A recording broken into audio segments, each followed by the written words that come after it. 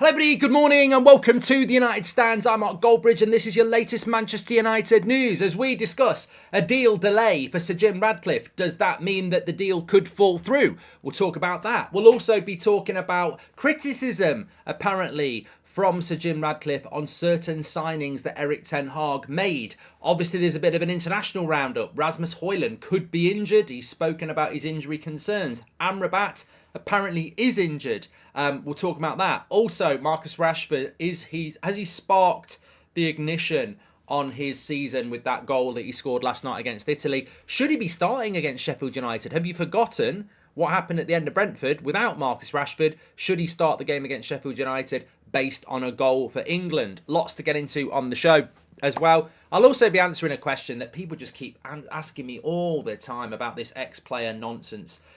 Look, there's people in the chat asking about it. I don't hide stuff, hide away from it. I'll give you my honest opinions on that as well in a few minutes' time. But look, let's get into the main news. This was coming in from the Telegraph last night, basically saying that there is a delay in the deal with Sir Jim Ratcliffe. It was meant to be ratified tomorrow in a board meeting. What James Ducker from the Telegraph is saying that So basically, some people... Oh, no, that's not what I wanted to read there. Completely not ready here.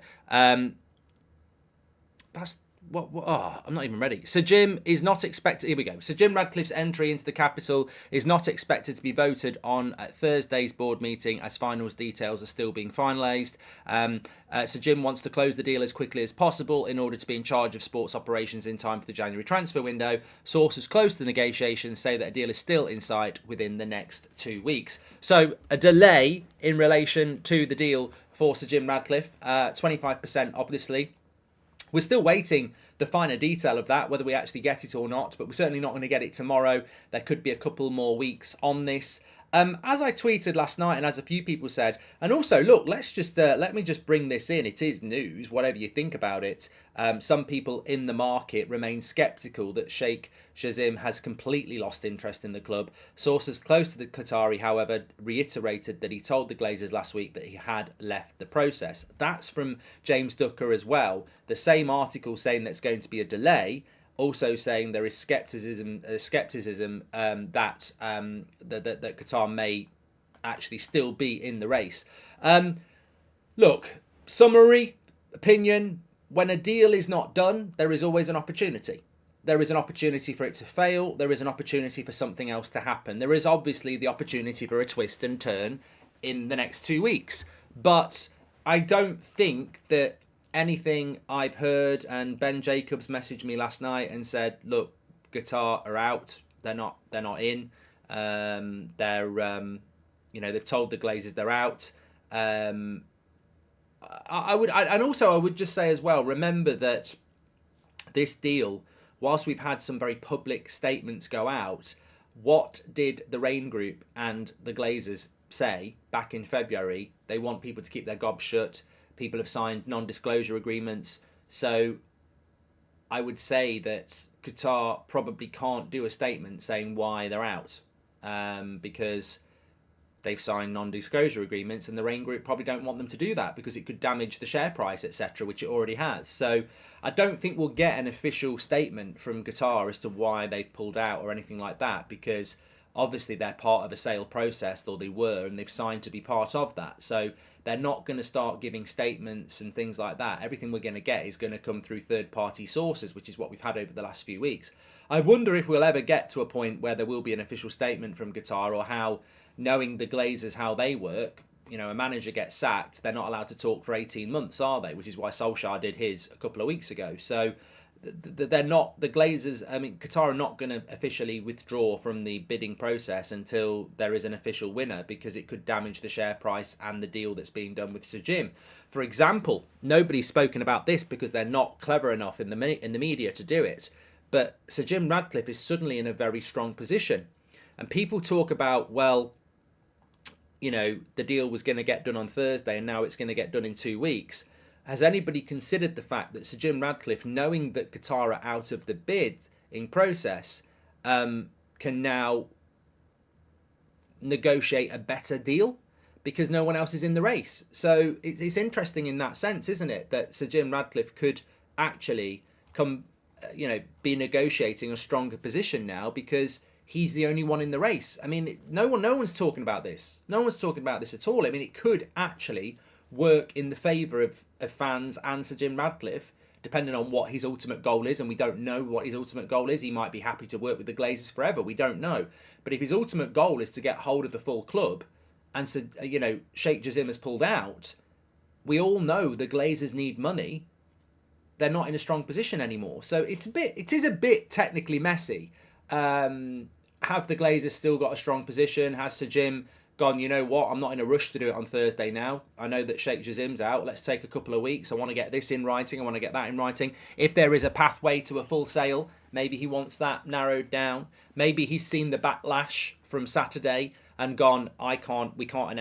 Look, I was speaking to someone last night and they said, look, the delay to me doesn't mean that Sir Jim won't buy the club. I think he will buy the club because there's no one else in the race at the moment. But what I think the delay will be is that there's some fine-tuning to the deal.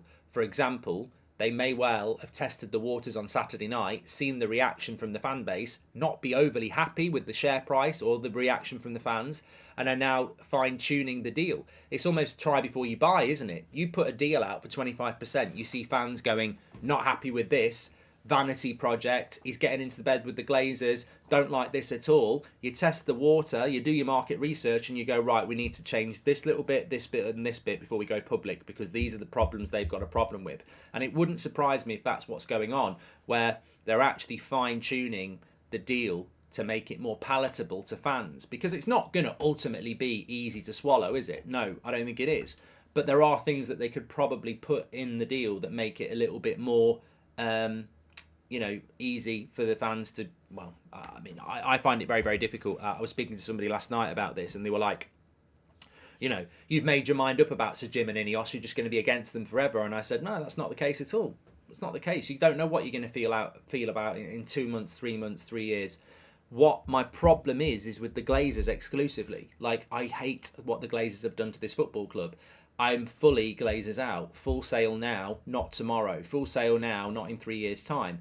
That I do not like, and I will talk about it forever. I don't like it while the Glazers are here. 2026 is a long time. I don't see why I have to wait for 3 years for the Glazers to go. I don't like that deal. I hate it. So that's my problem. Is it better than 100% of the Glazers? Of course it is. And are we going to get a full sale? No, we're not. But look, at this moment in time, I don't feel a very strong connection to Sir Jim Ratcliffe or Ineos, because I feel that they've provided a saviour for a get out of jail card for the Glazers. That's just how I feel at the moment. That's how I feel. Do I think the deal's off? No. Do I think it could be off? Yes. Do I think it will get done? Yes. Do I think the delay is anything to concern yourselves about?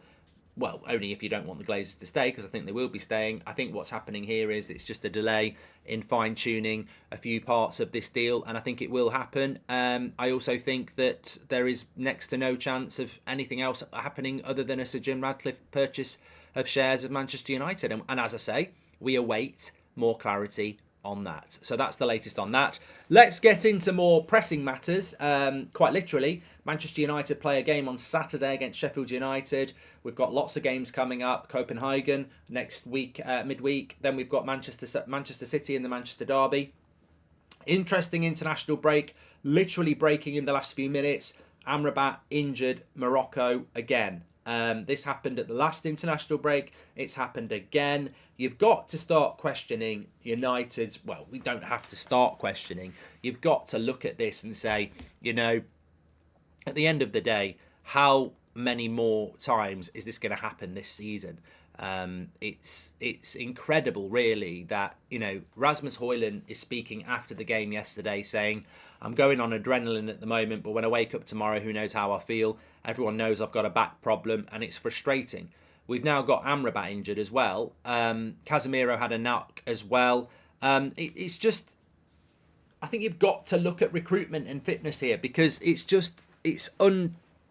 untangible how this keeps happening to Manchester United. Like, we can't keep having this many injuries. I mean, Luke Shaw is long-term. Martinez is long-term. Wan-Bissaka are long-term. They won't be back before the next international break. They are out of the team and gone for a while. We've got other injuries as well. I mean, I think Varane is back now. Mount's just come back from an injury. But we can't... I don't like the international break. I hate the international break. I've been very consistent on that for years and years and years. But you see people going, oh, look at Rashford last night. Oh, look at Bruno the other night. And I'm like, I really don't see what the benefit of this is. I don't see the benefit for Manchester United. I'm talking in general about international football. Bruno loves playing for Portugal. Rashford will love his goal for England last night. Harry Maguire loves playing for England. It's the only time he gets to play. You get that. You understand that. But from a fan point of view, we used to have a manager in Sir Alex Ferguson that used to pull his players out of international duty all the time, and they'd do it. No one will do that for Man United anymore. Just shows you about what we are as a football club. Now, I'm not saying that's the right thing to do, but Sir Alex Ferguson was the master of this. The amount of Man United players that used to pull out of international duty to get a couple of weeks off that was beneficial for Man United was uncanny. It never happens for us. We just seem to have this mentality at our football club where we bend over backwards for players, whether it's stupid wages or, you just keep playing, Who is looking after the physical side of things at Manchester United, and why have we not got strong leadership here? I mean, I literally was on Twitter the other night when Portugal were playing, and you couldn't move for this is why Bruno's a magnifico. Oh, Bruno's so underrated. And I'm like, well, I think that anyway, but I couldn't give a shit what he does in a Portugal shirt, to be honest with you. And I know that's really harsh, but I don't care. I'd rather he'd spent the last 2 weeks in Manchester recuperating. He plays too much football. And then when he plays against Sheffield United at the weekend and he misplaces a few passes because he's fucking knackered, people will be on his back again. How long is it going to take people to realise that Bruno Fernandes is inconsistent because he plays too much football? It's the most simple bit of analysis you'll ever do. He plays too much football. Is Bruno Fernandes brilliant every game? The amount of games when we do the player ratings, I have to justify a poor Bruno Fernandes performance with he's just playing out of position. He's knackered, and that's the situation. Is Marcus Rashford bad this season because he's knackered? Casemiro's been bad this season. I think he's knackered. These international breaks just do not help. I don't think they help other clubs, and I certainly don't think they help Manchester United. And if HOJLUND's got an injury and Amrabat's got an injury, they weren't injured when they played for Man United against Brentford, and now they're injured having gone on international duty. I just think I know those international breaks are there, and I know some of you love international football, and I respect that. But I think Man United have got to start respecting what they're all about, and you've got to look at players. Look, Erik ten Hag is a laptop manager. He'll be told by his fitness department, that player can only play 60 minutes, and he takes them off in the 60th minute. He is methodical about things like that. Has anybody ever considered being methodical about what's best for Man United and stopping some of these players going on international duty? And if they won't stop, if they say no, then maybe they're not putting Man United first. And I'm not talking about Amrabat or HOJLUND or Bruno, but what I am saying is that we are Manchester United, and we used to be in a situation where we could manipulate things in relation to player fitness and to our benefit. And at the moment, it seems to me, every other day, somebody else is getting injured because they're overplayed. It's Erik ten Hag's fault too. Ridiculous pre-season schedule, says Rory. I just think we're not in control of our players, and I don't think we've been in control of our players for a long time. They're almost mini brands who just do what they want. And look, I get it. I would want to play football if I was Bruno Fernandes, but he plays too much fucking football. And all right, people will say, yeah, but Bruno never gets injured. But is Bruno consistently good every week? No. Would Bruno be a better player if he played one game a week? Yes. He's such a energetic lover of football that if he played one game a week, he'd have more energy and more, he'd play better. But he plays too much football. Too much football. People don't want to have this conversation. Raphael Varane literally had it at the start of the season. We and our players play too much football. Whether they're new players or whether they're players from last season, you look at it, it's just too much football all the time. And we have really paid for it this year. Will you please call my friend Fahim Pratt, says JDR. So look, HOJLUND has a bit of a back issue potentially. Amrabat, we're waiting to hear what the situation is with him. But look, it's a concern again, isn't it? And it's a very, very difficult. We can talk about the ownership of Manchester United, but it's a very, very difficult season for Manchester United as it is. We're starting after this second international break. We're starting in 10th place. it's problematic. Just on Hoyland, this is what he had to say after the game. I don't know how my back is. You know how it is with adrenaline. Right now I feel good, but I don't know how I will feel.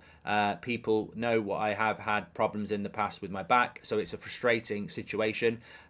He said they targeted me yesterday. As you can see at the end, I understand Italian, and I could hear them saying that they had the idea to crush me. And you can see from the images that he only had one idea in mind. A yellow card is a joke. We're just looking at the injury straight into his back as well.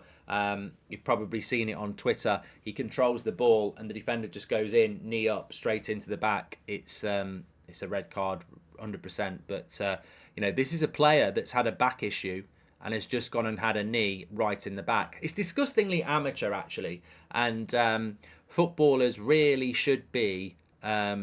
looking at this situation, officials really should be looking at this situation and dealing with it, because you can be intelligent as an official. I know that's a bit of a contradiction in what we see week in, week out, but this is a guy that has a back issue, and that is a San Marino player who's put his knee right into his back. If he had an ankle issue, he'd be kicking his ankle. If he had a knee issue, he'd be kicking the back of his knee. That is a targeted foul on a weak area of a player. And it's not acceptable. It's not acceptable. And, referees just wander into games and look, thinking about who's done their hair and, understand the game. Understand the game and what they're trying to do. And if Amrabat's out at the weekend, he's out at the weekend. If Hoyland's out at the weekend, it's because some San Marino player has actually targeted his back. They changed the rules for pulling players out. They now have to turn up and be assessed, then replace, says Mark. And did you see the Guardian article yesterday about Radcliffe citing Casemiro and his example of United's poor transfer policy? Just going to talk about this, Big Z. So Jamie Jackson in the Guardian wrote an article yesterday. He said there's going to be big changes at the club under Sir Jim Radcliffe. But he also said that on his visit to Carrington, when he was being shown round back in March or April, I think it was, he apparently, Sir Jim Radcliffe, criticised recruitment, and Casemiro was mentioned specifically as a signing that Sir Jim Radcliffe didn't deal with. Now, we're dealing with this is not a direct quote from Sir Jim Radcliffe, and as much as I'm not happy with what he's doing with the club, I want to make this very clear. It's not personal against Sir Jim Radcliffe. This is about what's best for Manchester United Football Club, and I don't like the deal with the Glazers. If he was buying the whole club today and he was putting billions in, I would support that bid. It's as simple as that. It was full sale, Glazers out. That's what I wanted. And I don't think he's helping with that. But if he has been into Carrington and criticised the Casemiro deal, I would really question Sir Jim Radcliffe's support of Manchester United, because he's meant to be a local lad who loves Man United, right? Well, he clearly doesn't watch Manchester United if he's criticising the Casemiro deal, because Sir Jim Radcliffe, you would be buying a club in the Conference League if we hadn't bought Casemiro. Now, Casemiro cost 60 million quid. Just for that season last year, he was worth it to get us into the Champions League. So I don't see what the Casemiro issue is. What would Sir Jim Radcliffe's alternative be to that 60 million? Because there wasn't anything else available, and it was the back end of the transfer window. It was literally the last week of the transfer window when we bought him. So you were never going to get anyone as good as Casemiro. Casemiro, for me, last season was our player of the year. He's not playing well this season. I can admit that. But last season, he was my player of the year. I think the team was completely and utterly reliant on him. And for 60 million quid to bring in, one of the best centre defensive midfielders in the world and get third place when no one expected it, I don't see how you can criticise that deal. And if it's an age thing, let's not forget that Sir Jim Radcliffe at Nice bought Kasper Schmeichel at 35, bought Aaron Ramsey and Ross Barkley. So I don't understand that story at all. I would hope there is no truth in it. At the end of the day, since when did we start listening and agreeing with every news outlet? We have to obviously take everything with a pinch of salt and agree that there's two sides to a story. But I would not be criticised. I mean, if he criticised the Anthony deal because we paid too much, fine. But criticising the Casemiro deal, who actually was successful last season, would be a really, really odd observation. Look, it's worrying in another sense as well, because if he is saying you shouldn't be buying players who are coming towards the end of their career, you should be going for someone at the start of their career, well, what sort of plan's this then? Are we going to be Brighton now, where we buy young players, develop them, and then they piss off? Like, we're Manchester United, Sir Jim. We have to hit the ground running. We can't have 2 or 3 years of finishing mid-table. We have to hit the ground running, and that was the whole point of the Casemiro signing. I thought the Casemiro signing was very, very clever, because it took us from a team that was, our lowest ever Premier League point total and totally rubbish to third place. I actually think that Casemiro deal was probably one of the best deals we've done in the last 10 years. For what it achieved, it took us from nowhere to Champions League football. I know it's not popular to say that at the moment because Casemiro's not playing well, but logically, when we bought him last season, we went from nowhere to third and we're back in the Champions League. To me, that's worth 60 million quid. And then from that, it's what we did last summer that really fucked us up, because we provided the platform and then we opened the trapdoor and fell through it. What? Plonkers are media training these players, announcing he has back issues. He's basically telling defenders to clump him there. Amateur, says Charlie. But in fairness, Charlie, Rasmus talking about his back injury after he's been hit in the back, they already know. Like, Man United already told everyone that he's got a back injury. So San Marino already targeted his back before the comment. So I get what you're saying, Charlie, but Rasmus is talking about it after he's been hit there. Look, trust me, I've played the game, and even playing under 16s football, and that the striker up front is good, and he's got a problem with his ankle, you go and kick his ankle. So it's not, it's always happened in football. It's always happened in football. But the trouble is, to target someone's back, you've got to do an injury that is illegal, and that's what happened there. Catherine says, powerful platform. Thank you for the shout out a while back about the Arctic Monkeys. They played in Belfast and my daughter is buzzing still. Thank you, Catherine. Rashford needs dropping, a serious slap on the chin or selling, says Riley. Well, look, I wanted to ask people about this. Let's do a quick poll here, actually. Let's get interactive. This will be interesting. Should Rashford, start at the weekend? I can't be asked to type Sheffield United. Should Rashford start at the weekend? Yes or no? Get in the poll. What a goal by Marcus Rashford yesterday. That is the Rashford that when he's hot, he's hot. We've been through a real cold spell with Rashford. It started basically after the Carabao Cup final last February, went all the way through the end of last season and at the start of this season. He's not been very good this season or at the back end of last season, and it's been a long run. But that goal against England last night, and I do get tired of this bullshit that we keep hearing about, we love playing for England. It's just, we just love... I'd love to play for England. You've got one of the best national team squads in the world. Southgate is basically a party organiser, and most of the teams you play against are shit. So you get to express yourself, of course you do. England's a bloody holiday. It's not a football club, it's a holiday. It's a piece of piss. We've got the best squad in the world, and we play mainly shit. So, mainly shit teams. So, of course they love it. Very, very different. International football compared to domestic football. If you're scoring goals in an international football, well done. But your bread and butter, your real challenge is doing it for Man United. The positive about that Rashford goal is, what a hit, what a goal. Is that now going to spark him confidence-wise? Because if it's a confidence issue, then you're going to have massive confidence from that goal. So to see Rashford score that goal yesterday was fantastic on two levels. One, great for him, but two, hopefully great for United. It should spark him. And it's interesting whether I'd start him against Sheffield United. I think Ten Hag will start him 100% because Ten Hag has favourites and Rashford is one of his favourites.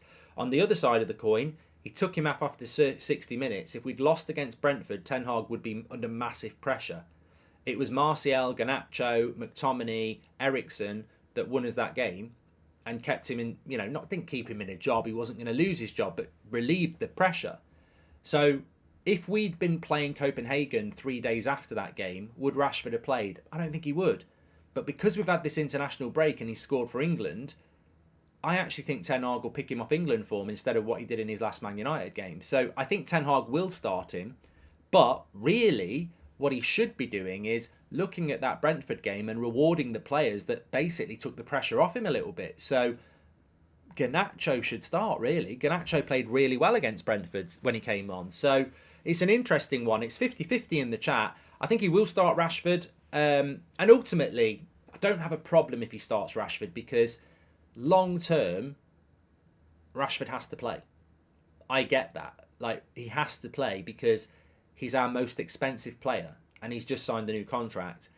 Ten Hag has to make him work. He can't just bench him and forget about him. He can't do what you can't do that. He's got to play him. So I get form and deserve and fairness. I get all that, but ultimately there are some players that just will keep getting picked, and he will keep getting picked. So it's as simple as that. There's no doubt that at some point Rashford will be back in. And also, I think if you're Erik ten Hag, you would look at this game and you would say, Sheffield United have shipped a few goals this season.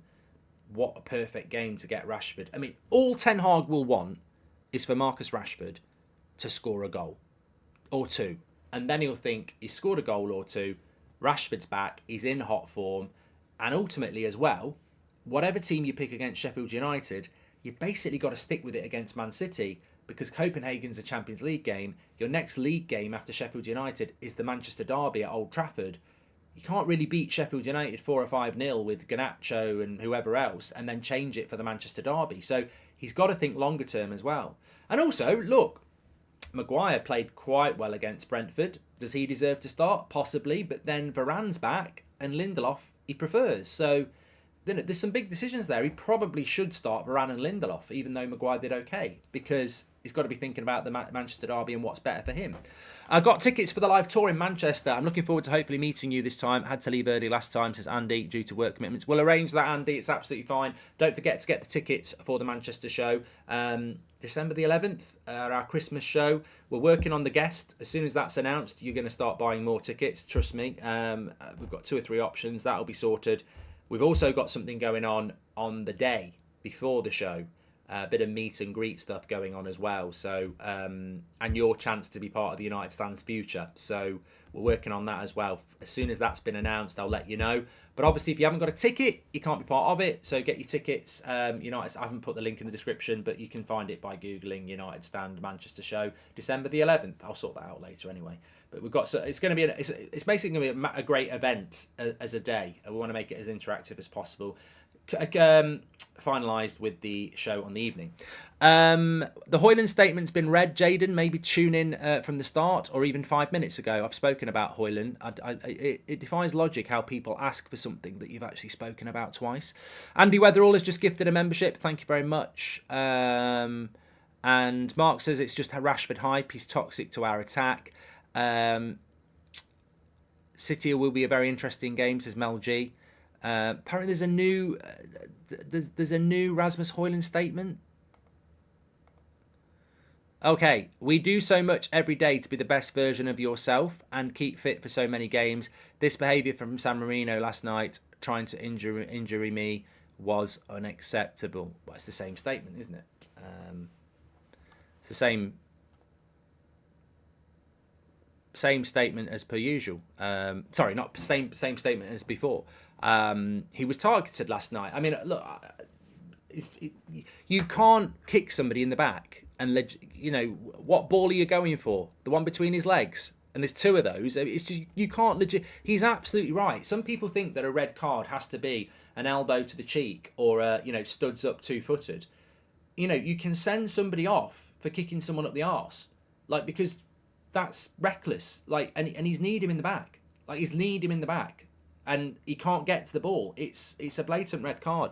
But unfortunately, we have officials that go, yeah, I know he's done it on purpose and he's hurt him, but it's not like he's punched him in the face. But it's still a foul. I'd rather have a 7 90% than 9 30% of the time, says Chris. I don't know what his context is. 52% of you wouldn't start Rashford at the weekend, and 48% of you would start Rashford at the weekend. So I'd say more or less that is a 50-50 there, which is interesting. I'm just going to mention something else here as well. Let me just have a look at the chat, see what people are saying. There we go. We're back. Okay. Mark, what are your thoughts on selling Varane and getting a centre-back such as Bastoni or Bremer, says Riley? I love this question, actually, because there are levels to... I appreciate and respect. There are levels to supporting any football club. Some people, are, watch the show occasionally. Some people watch every single show. Some people delve deep into why things can happen, and some people just make statements about they'd like to see this happening. We can't sell Rafael Varane. We can't sell Rafael Varane. unless he goes to Saudi Arabia, we can't sell him because he's on 350 grand a week. That's what I was told. He's on 350 grand a week. His wage doesn't get spoken about enough. There is no club in Europe that will give us 350 grand a week for Varane.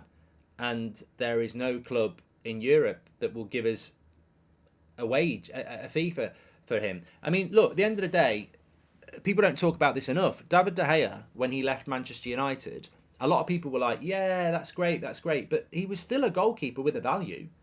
Forget his wage for a minute. David De Gea is 32. For a goalkeeper, that is not old. How much would you say, forget his wage, David De Gea would be worth? A goalkeeper that's played at the top for the last 10 years at Manchester United.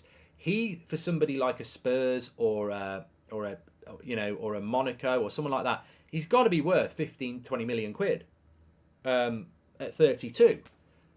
He's worth absolutely nothing because of his wage. And this is what I mean. People don't understand that this is Man United's making. We got no money for David De Gea at 32. And he was worth about 20 million quid. But we got nothing for him because nobody would pay the wage. So we had to let his contract run down to get rid of him. What a financial disaster that is.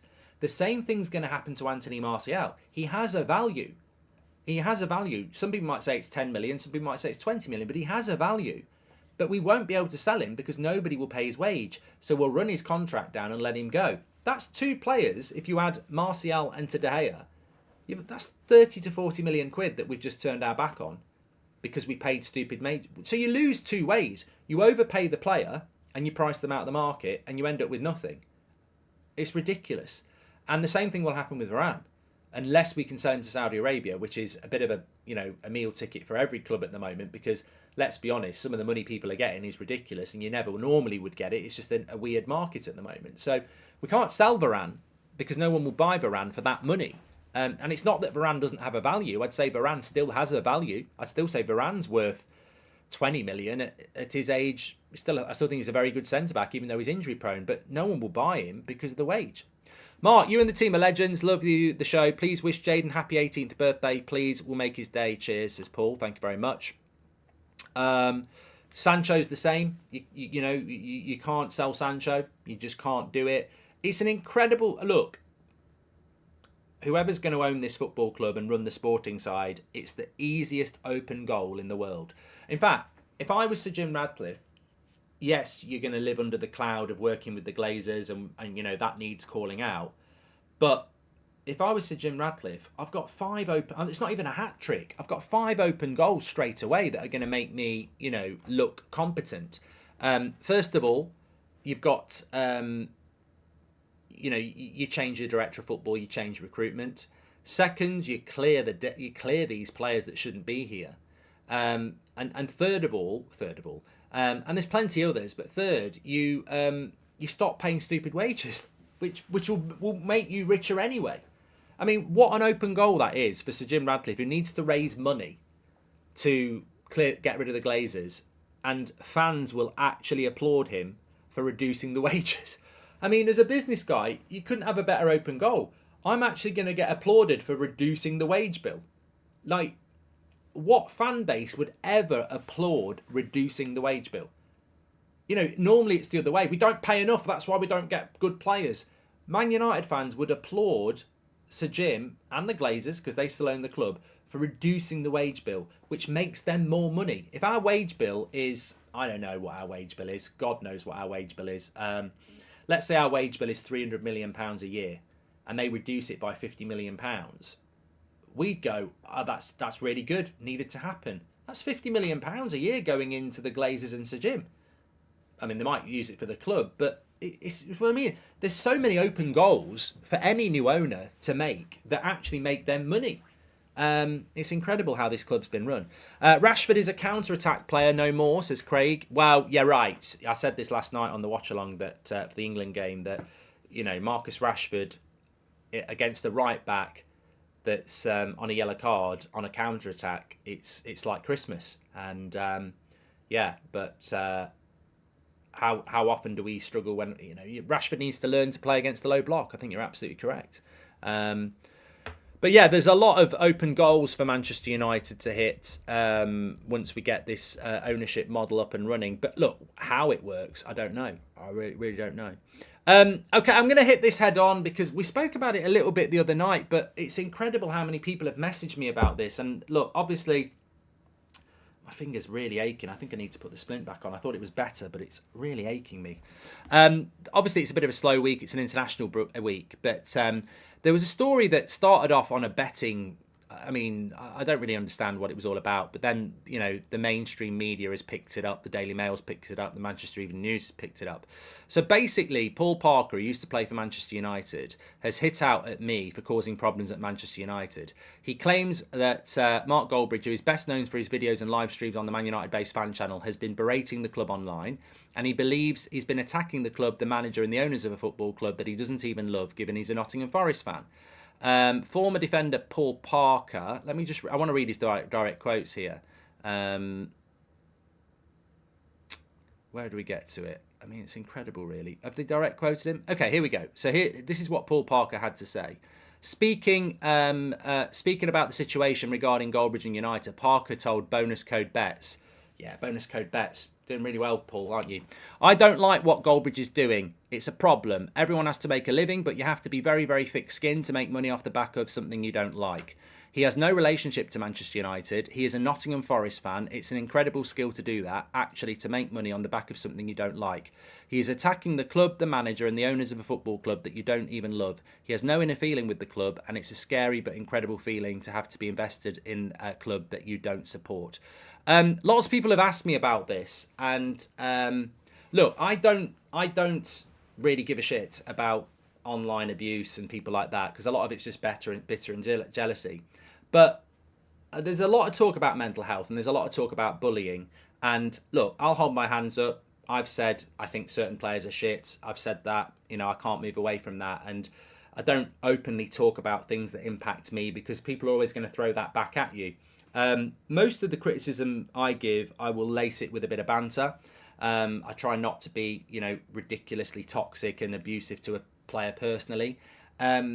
Sometimes it bubbles over, mostly in a game, and it's always exclusively about not thinking that player's done good enough for Manchester United. So yes, I've crossed the line, I admit that, but it's always coming from a place that I don't think a player is good enough, or a manager is good enough. He's attacking the club, the manager, and the owners of a football club that you don't even love. Right, okay, so I back Ten Hag, I don't like the Glazers, and the players I don't think are good enough. I think you have to call that out, and that's the football I know. The issue I take here is that I've met Paul Parker. We did a video together, seemed like a nice guy, and never said any of this stuff to my face. Also, I thought he was a good footballer for England. It was my era growing up, and Manchester United. So the thing that really saddens me is to say that he's got no relationship with Manchester United. He's a Nottingham Forest fan. The fact that somebody can do that is, you know, and that gets spread by the media. The fact that somebody can do that is really, really sad and dangerous, because it's not true. And bonus bet codes and Paul Parker and the Daily Mail and everyone else like that should be very, very careful about spreading that sort of stuff round, because if I say I don't think that player's good enough for Manchester United, that's an opinion based on what I've seen. To be going out there and saying I've got no affection for Manchester United and I'm a Nottingham Forest fan, it's dangerous and it's bullying, because it's just not true. And you know what? I'm just going to say it. You know, everybody's a human being, and I don't really feel in a very good place at the moment. And I think a massive part of it is because of this article and what somebody else said about me on the radio last week. I don't mind being criticised for genuine stuff, and I don't give a shit about abuse on Twitter, because it's Twitter. But when it's somebody that I actually respected and liked growing up as a kid, you know, lying about me in the media, and then the backlash that you get from that, it's massively disappointing that people can actually write articles that are just lies. Like, if I sat and said something here about a Man United player that was completely made up and just said it to 11,000 people, then I'd quite rightly expect a lawyer to be getting in contact with me to sue me, because it's completely and utterly made up. It's not opinion, it's made up. I don't know Paul Parker. He doesn't know my friends or family, and he knows nothing about me. And he's written an article that is completely and utterly lies that then people who hate you will, use against you to abuse you and bully you. And the thing I find sad about this is that I started this up with nothing. No money, nobody was watching. It was a webcam, nobody was watching. As for money, I didn't even know you could monetize on YouTube. It didn't even get turned on for 2 years. It was done in my spare time with 10 people watching, and it's grown to what it is today.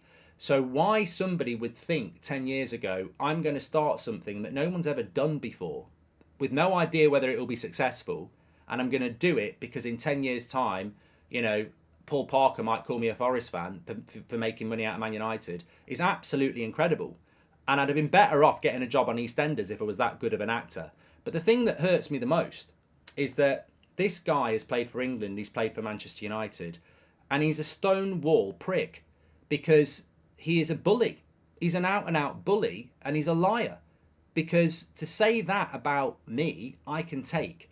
But to say I've got no association with Manchester United, no love for Manchester United, and that I'm a Nottingham Forest fan, it hurts. It actually hurts, because the reason I support Manchester United is because of my granddad. And I've said this at shows, I've done this at the live shows. I support Manchester United because of my granddad, because when I was a kid, he'd have videos and tell me stories about Duncan Edwards and the Busby Babes, who he loved as a young man as well. My granddad's been dead for years. So to have... This is why I couldn't give a shit about any ex-Man United player. They're a legend as a player, but as a person, they could be a stonewall prick. And the fact that somebody would write that, knowing nothing about me, and having never spoken to me about it, and to write that, I just think it's not journalism. It's a hatchet job, and he's a bully, pure and simple. If he wants to show me the evidence, and to be honest with you, unless he's living in my head and I'm not, I don't know what evidence he's got. It's a disgrace. He's a disgrace. He's an absolute disgrace. And so's everybody who shares that as a media outlet, because it's just bullying. And you know what? I'm fed up of people saying, oh, you're toxic, this, that, and the other. We're talking about football. This guy is a liar and a bully. And, you're basically taking a pop at my granddad who's dead. You're basically, tarnishing his memory, because that's why I support Manchester United. And, I don't really like to talk about this sort of stuff, but I don't mind abuse on Twitter. It is what it is. But when it's a player that I actually respected growing up as a kid, talking out of his arse, for clicks. I mean, who is bonus bet codes? I mean, it's not... Things aren't going that great for you, are they, Paul? I mean, I would actually turn this around and say, he's just a bitter bastard, really. That's what it is. He's just jealous. I'm sure if Paul Parker was presenting the United stand and everyone was listening to him, it'd be a very different story. And I'm sure it'd be very different if somebody then made a load of bullshit lies up about him just to get a few clicks in an international break. Look, we talk about mental health, we talk about toxicity in football, but it's only ever one-way street, isn't it? If you criticise a footballer, you're toxic, you're a bully. If someone comes after you individually and puts lies to generate hate against you, I mean, what was the purpose of that article? What was the purpose of that article if it isn't to cause me a load of shit? If it isn't to cause me a load of abuse? So, you criticise Harry Maguire, you're a bully. You're a bully. It doesn't matter whether he's not good enough for Man United, you're a bully, right? Somebody writes an article lying about you and causing a load of abuse for you. Oh, no, that's fine. That's part of the game. Well, maybe it is part of the game. Maybe it's all part of the game. But I'll tell you for free, that is just a big load of shit. And I mean, I don't really know what to say about it. I don't really know what to say about it, because I'll sit down with anybody. I'll sit down with Piers Morgan, Stephen Bartlett. Parkinson would have been good, but he's dead. I'll sit down with anybody. Unscripted. They can ask me anything they like. There's no skeletons in my closet about football. I just love football, and I love Manchester United, and I have done all my life. And to have that questioned because I come from Nottingham by an ex-player, well, you know what? It rings true what they say about ex-footballers, doesn't it? Genius in their feet, sawdust in their brains, because petty, jealous, bitter person. That's all I can say about that. These players are all paid a fortune. They're a bunch of woke snowflakes. Parker is jealous at what you're doing, says Zane. You know what, mate? knowing how the media works, knowing when I do interviews, I almost feel sorry for Paul Parker, because I guarantee you he didn't go into that interview focused on talking about me. Whoever the showrunner producer is at Bonus Bet Codes, who needs some fucking clicks for their website, I guarantee you they've loaded that up. We'd like to talk about Mark Goldbridge today. Yeah, if you could say something really bad. That's just how the media works. As I said, I see it in the live chat. I see it on Twitter. Since Saturday night, I can't believe the amount of abuse and stuff that's going on. And I think, you know what? We're living in that world. I don't know whether you watched Homeland, where they had that little bunker that was just full of people spreading bad news about the president-elect. I think we live in that world now. And I think some of these people are very powerful and they've got a lot of money. And I think they can spin an argument away. I can't believe that we're about to go through one of the biggest events in your life as a Manchester United fan. We're about to go through one of the biggest life events as a Man United fan. Our club is about to be sold in some shape or form. We've missed out on a full sale. We're going into the unknown with Sir Jim. One of the biggest events of our lives as Man United fans. And people are talking about this. Or people are arguing amongst each other. And you've got to ask yourself, why is that happening? And it's happening because we are being manipulated all the time, and we're not intelligent enough to see the distraction tactics. I've never seen, I'm not just talking about myself or that article or anything else. I see it every single day. There are stories that you go, why is that a story? Why is that a story? Because it's pushing us away, dividing us from what really matters, which is a massive event in Manchester United's current regime. And what I will say about that Paul Parker article is that, yes, I am very toxic about the owners of Manchester United, and I'd question why anybody else isn't. I will absolutely openly admit that I am a negative, toxic influence when it comes to the ownership of Manchester United. The difference is, I don't describe it as negative or toxic. I talk about it I would describe it as passionate, realistic, and honest. Marmite doesn't please everyone, does it? But look, it's they're doing it to divide us. And as I said, I learned a lesson a long time ago, a sad lesson a long time ago, that the legends we have as children can be quite disappointing as a man. Never meet your heroes is a very good thing. But some of them are fantastic. Some of them are absolutely fantastic. Some of them are absolute pricks. But look, yeah, it's... I'd be lying if I said that I'd been myself for the last few days, and I'd be lying if I said that it hadn't bothered me a little bit, because it doesn't bother me. And then people keep sending me the articles, and it's there. And, the thing that bothers me about that is just that, I can take a lot of things, but, when people are challenging who you are and why you are what you are, it's difficult. But it's a bit like when people have a pop at, my friends or my kids. I feel more defensive than I do when they have a pop at me.